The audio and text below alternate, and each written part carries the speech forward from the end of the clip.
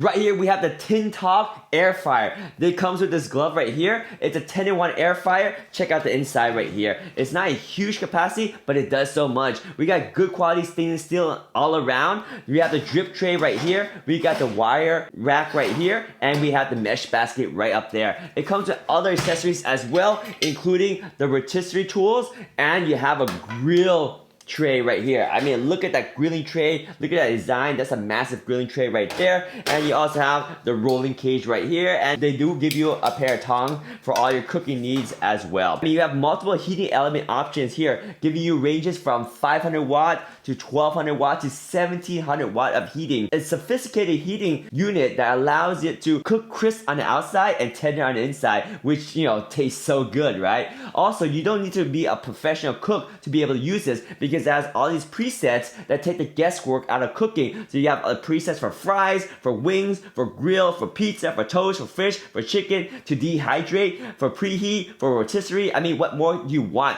These are touch sensitive buttons, easy to use. This is easy to clean. There we go, the TinTalk air fryer right there. Oh yeah.